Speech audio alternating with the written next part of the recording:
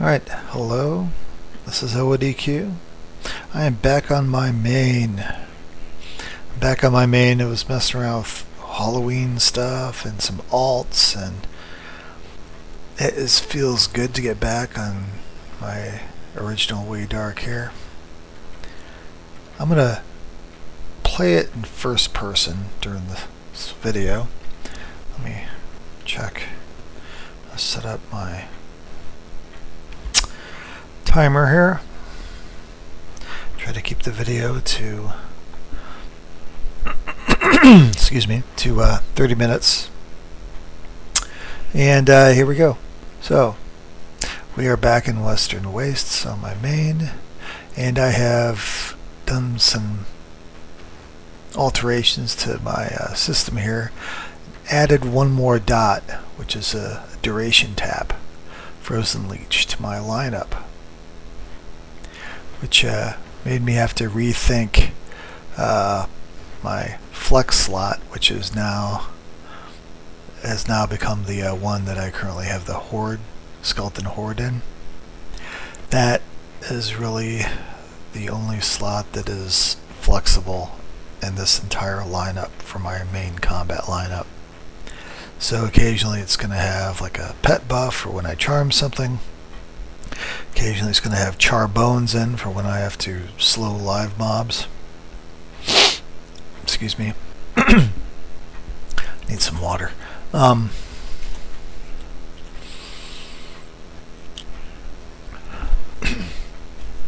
So there we go. Alright, so I'm just gonna I've also upgraded, not really upgraded, but I have put in descriptors in my macros so that it is obvious when I want to change something where I have to go, or if I was to make an alt Necro and I copied Wayleaf's stuff here, I would know what each macro is actually doing for sure, what the numbers are for the various AAs that they reference. So this is my snare. I add Eradicate Magic, which debuffs. It's like a cancel magic for mobs. It's an AA. Very invaluable and very underused in my opinion. A lot of the boxers, I don't think they really use that. I don't know. They just brute force everything. It's my pet attack. Pet attack, you swarm for any swarm pets that are still alive. And I also have it, this is where I have my Incite Ally spell. So even when there's I put the name of the spell that's in that slot. Incite Ally. For, again, reference, or if I copy this for some other character or something, or, just so I know what's going on. I don't have the numbers for the A's especially memorized, and it can be rather confusing. And here on this one here is that I've named Rune Debuff. Set the Thule, then there's a slight pause, and then it casts the Death Shield, Cascading Death Shield for Rune for the pet. I find that when I pull something, especially some of the current trash mobs, they sometimes they can get some really good hits right in the beginning. They can make that sometimes will make you sweat just a little bit as the Berk tries to catch up with the healing. By ruining my pet right away, it helps with that. Incidentally, the rune, this rune has a heal component to it, which will draw aggro to you. Just so you know, you got to make sure your taunts on your pet, and in some cases, I've seen people try to pre-rune their pet with this, but because each rune has got a time limit, sometimes they will get unintentional aggro from the heal effect of this. Even if the pet is not even damaged, if a heal goes off on your pet before the mob starts attacking it and before your pet can start damaging it and taunting it and stuff, it's gonna come straight for you for a moment until your pet catches up to it and does its thing. So it's just the dynamic to this spell that I think a lot of people forget is there, because it's a little different than the AA rune that all pet classes get, this Companion's Aegis, whatever it's called. There's no heal to this. You can rune your pet with this all day long. It's not going to give it any, it's well, I guess it does give some aggro, but not near as much as its heal. And then I was wondering what was going on. I thought it was a glitch or something. I'm almost 99% sure it's the heal component to this. If you try to if you want to pre-rune your pet, use the pet AA rune, not Death Shield. So then I got Men Companion in case I'm in a tough fight. If I'm using my combat pet for a named that's an expansion or two back or something, I'm not bothering charming. I'm using my actual combat pet. This can help things a bit if things get a little sticky. And that's just the spell. It's my wound dot, and these are just the dots. I got these named according to my lineup here. Which if I change the lineup, then I got to change this. This isn't quite as helpful as the AA stuff, but I put it on there just to be uniform, I guess.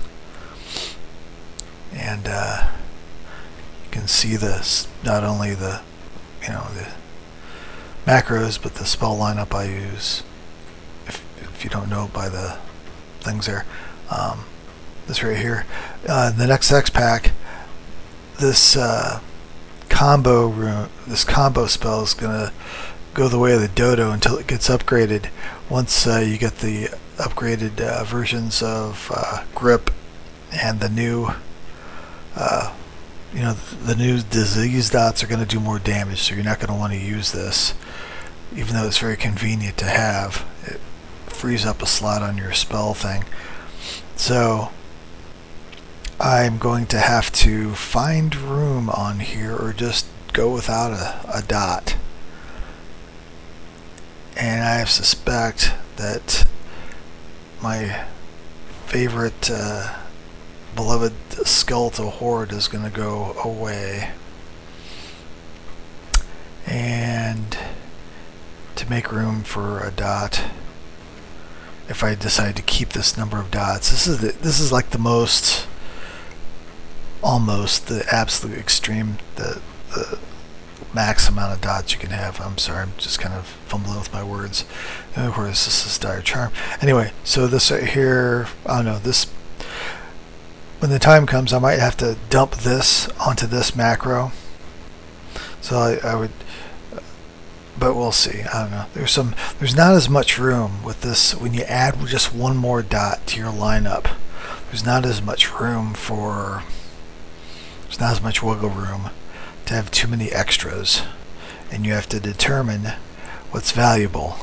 What's the most valuable? Is having, say, swarm pets more valuable than, say, your weakest dot in your lineup that you happen to have?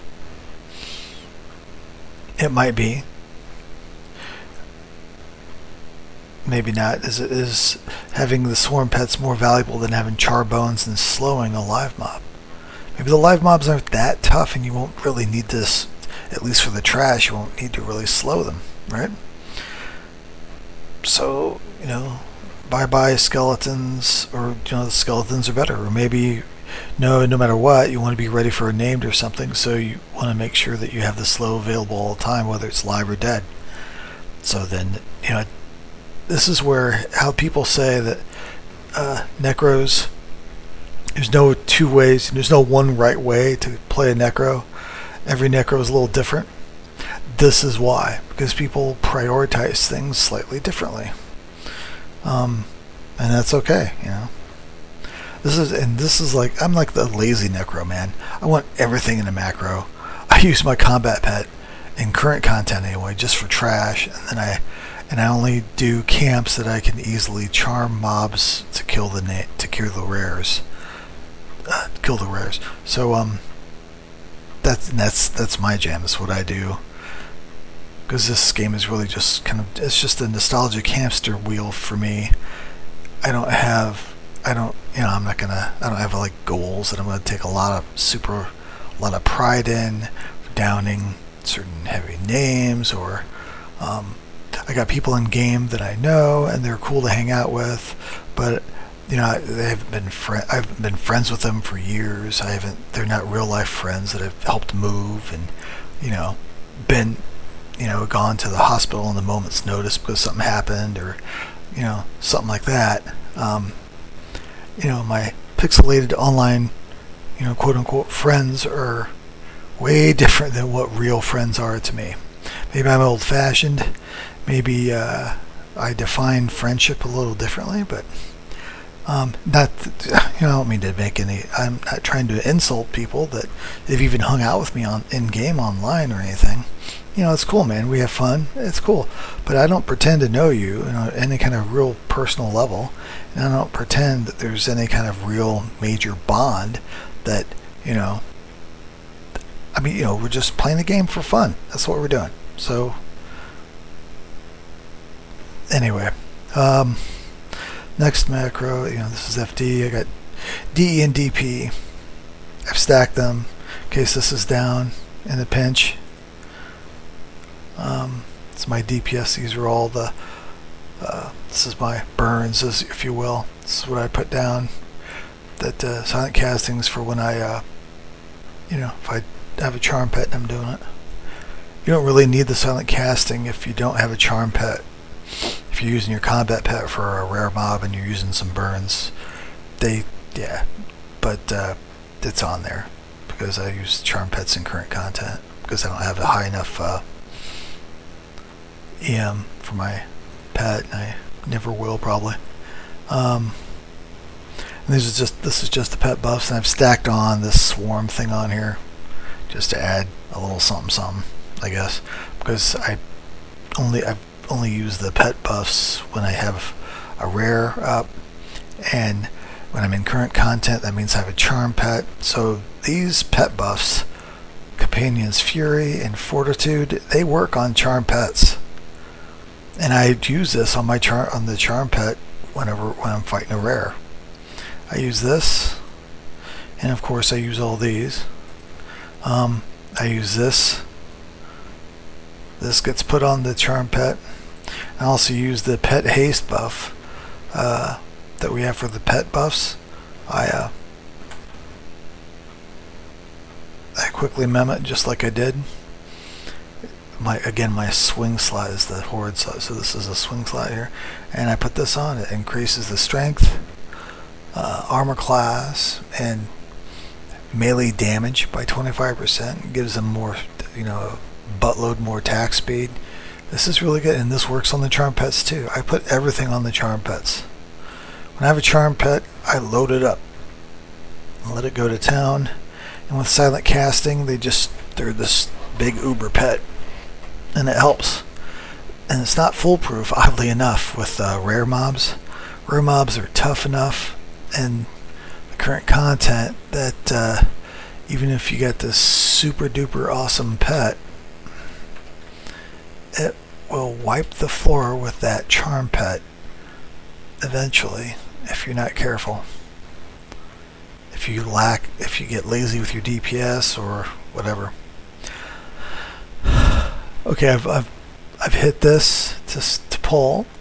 I hit this to send my pet in, and I just hit this to slow this undead mob because of the debuff. Now I'm going to use this pointer to do what I normally do with my fingers.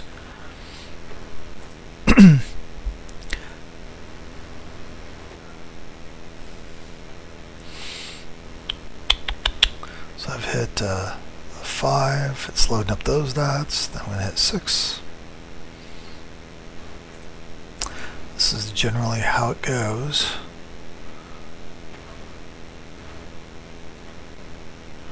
So there's lots of chill time, downtime.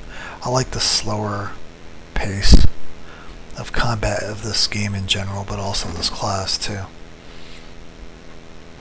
Like I can look away, I can watch TV while I'm doing it, if I pull slow enough, Alright, this macro is done, so then I hit this once, And if I had any corpses around, this will work. So I don't bother hitting this again because these other ones are this. So I just wait for this to refresh. By the time this refreshes once, the long dots, the first one and this macro, will be ready to be refreshed. I really didn't need to do that.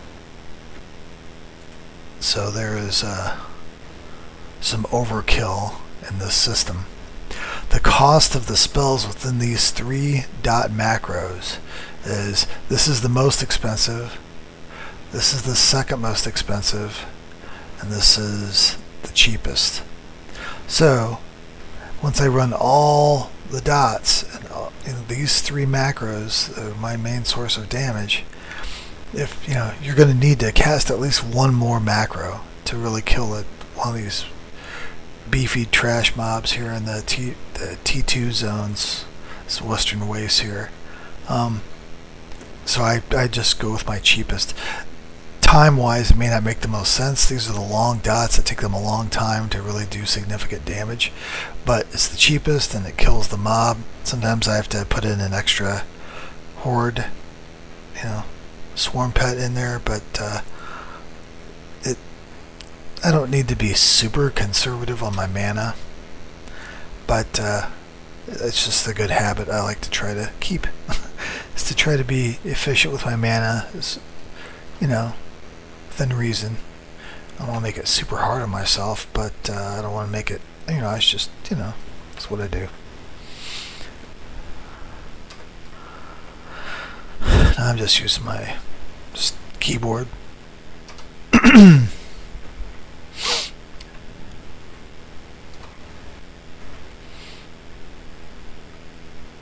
And as you can tell with my mana, as a general rule, killing one trash mob here takes about 20% of my mana.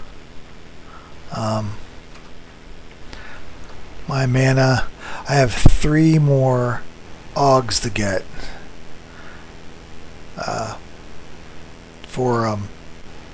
to finish all of my T3 gear for this X pack, which is currently the most current, but new one's coming out in a month and a half, 2 months or something, so I'm just kind of making sure my main is ready. So there we go. And typically I'll either hit the swarm pet when it refreshes once more before I do this macro one more time.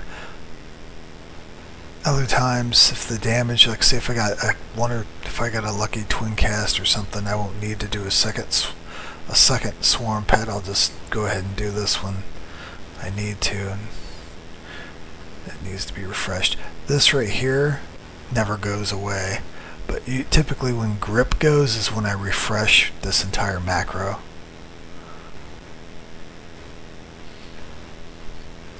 So right now, the mob's at about 23-22%. It's kind of a tweener thing. If I just want to be impatient, I can just go ahead and throw some swarm pets in there. It's not that huge of a deal. Otherwise, it would take a bit. It just depends on my mood, right? I want to make sure I finish it within a reasonable amount of time. It's not like it's a nuke or anything, but it's gonna help it die just a little bit quicker. I think who was that? I think it was 12 strings that I think he either parsed it or he estimated that, which I tend to believe with him. He's a number crunch kind of guy. That in general, the swarm pets, this spell right here does about 30,000 DPS. So for a while it's up. So that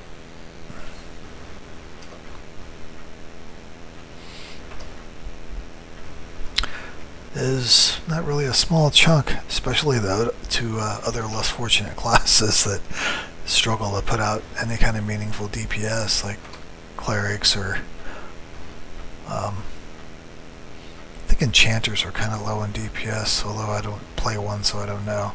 I'm sure they can do burst DPS really well, but consistent DPS without, burning, without breaking the bank with the mana bank. Is something that they may not be good at. I don't know. Sure. This is my main, so I've kind of adjusted. I've added this, like I said, I added one more dot, and for now it's kind of cool. I have a feeling I'm going to end up scrubbing something when the new X-Pack comes out, and I get the new spells. My character is at 99.999% through this level. So basically all I'm going to have to do is kill one mob.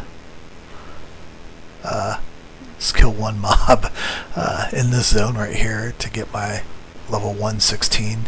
And I'll have to buy the spells for it. And things like that. So as soon as the X-Pack hits, boom, I'm going to be 116.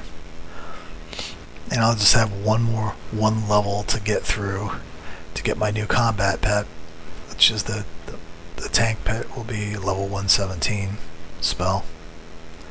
And that would be my goal, is to get through that level as best I can. And I'll probably do it just right here in this zone.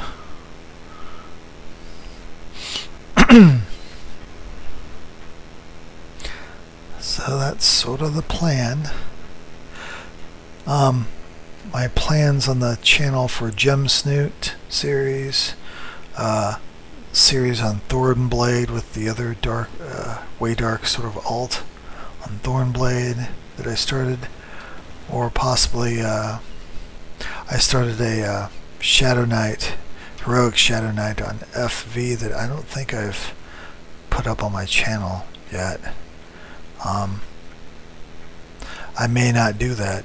I haven't decided how I felt about straying away too far from just Necro content. So I may not do that because I don't know Shadow Knight near as well.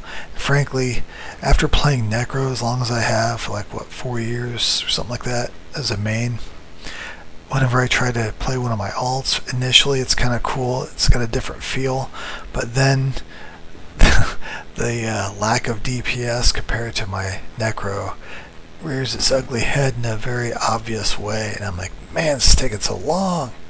How do people live like this? I gotta get back on my main. So how do they live? So you get spoiled when you're really used to playing a Necro. Is that the name? No, it's just a bush. It's an ice bush. Also, this isn't bad either because the textures, I think this is the way it's supposed to look. It's the way I'm used to it looking, so maybe it is, maybe it isn't. But it looks wintry and good to me, so maybe it's just because I'm used to seeing what I see on Linux. Let's get this guy. 2, send the pet in. Buff the pet with its life tap proc. Alright, so I gotta slow him again. Try to slow him. Alright, he's slowed. So I hit 3 again. That's the AA rune. So now I technically have 2 runes on him. I got the Cascading Death Shield and the AA rune. It just happens, when they resist the initial slow on the debuff for Terra's Thule AA.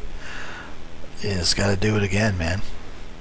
So the pet gets spoiled with having 2 runes instead of just 1.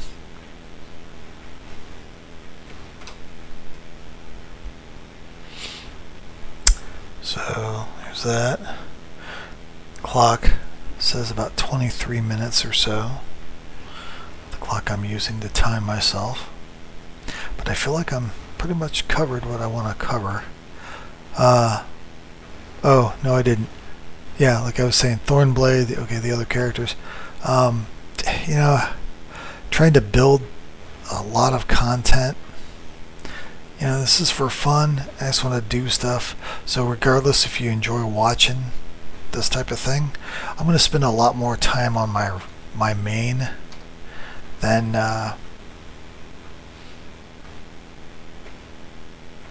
than any other kind of character. So I just don't think series kind of content is for me, because I won't really enjoy it. Playing an alt once in a while is a cool thing. Dang, I don't have any zombies. It's a cool thing to do, but it's not, I don't find it, I don't know, it kind of is. I'm just a very casual guy, right? There was some real toxic behavior on those TLPs, and I really do not like that. I didn't like it when people acted all jerky and trained people and stuff back in the day, and I don't like the toxic behavior that happens nowadays, whether it's training or any other kind of DPS racing type stuff, when somebody obviously got to a place before you did, and then some people will just move in and just take over stuff because maybe they have a full group and it's just you, or you're there with some friends, but their friends are bigger, you know. What's that sound like, huh? It's bullying, that's what it is. So anybody that subscribes to the whole DPS race crap, they're just being a bully. They're being an online, anonymous bully. And I don't have any respect for that whatsoever, okay? In this game, maybe other games that are really built for that, fine, whatever. You know, you can play those asshat games if you want. But EverQuest was built off of the play nice rules back in the day when it originated, over 20 years ago. And a lot of people believe in that stuff to this day. Okay, so even though technically as a company now they don't have the resources to babysit all you asshats, so they just say, okay, fine, DPS race. You know, you guys gotta manage yourself. Sorry, you're grown-ups. You ought to act. You know, I'm sure that they're not jerks themselves. They just expect people to act civil. And truth be known, there's a lot of uncivilized people out there that don't give a crap, and they will bully if they are given the chance. And that's all that really is. It's bullying. When one side doesn't want to play that game, doesn't want to play the DPS race, but the other one does, that's a bullying. Okay, if you both agree, you know, kind of like a wager, if you will, right? It's like, hey, you know, then you say, hey, you know, let's DPS race for the camp. Whoever wins the DPS race for this camp can keep the camp. The other one has to leave. If both agree to that, okay, fine. You know, that's not really bullying. It's just that's an actual DPS race. Okay, but when, you know, one person moves in, especially if they're like, say, 20 or 30 levels higher than somebody else, like on some of those TLPs when you get those level gaps and stuff with everybody going at the same time, and they just move in being a jerk and start DPS racing you to get the loot off of a rare mob. That's just being a bully, man. Okay?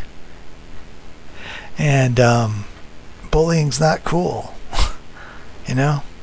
And contrary to what some people would like to try to, you know, believe the world is like, there are laws and rules that combat actual, you know, bullying, right? You can't just go up to somebody in a bar and take their seat, and if they try to, you know, take it back, you know, hit them in the face, that's assault. It's not lethal. If somebody punches you in the nose and it hurts, you don't have to go to the hospital or nothing.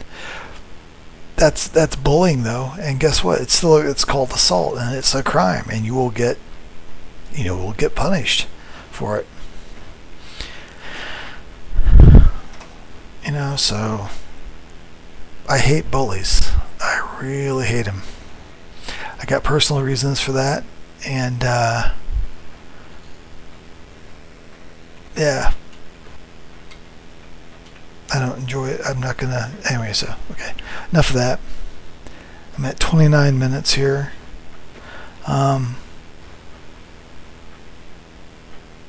That's an update on my main. I'm just gonna play it by ear once again, and spend most of the time on my main doing whatever I need to do to progress it. I'll make a half-hour video once in a while and blab like I am with my ramblings, and that'll just be the content. And if you're cool with that content, if you like it, if you're into that thing, you know, cool, watch it. Even subscribe if you want. If you don't like it, sorry. You know, I'm just a dude putting some stuff out there to just kind of for fun. To whoever finds it edifying, like with the macro stuff, with my setup, how to play a Necro in a very lazy, casual way. You don't have to be a hardcore person to play this game, really. You just have to adjust your expectations to a certain level, and this can be a very casual game. That the modern EverQuest game is just going to be slow. It'll be slow, but it'll be casual. So there you go. Have a good one. So with EQ, I'm out.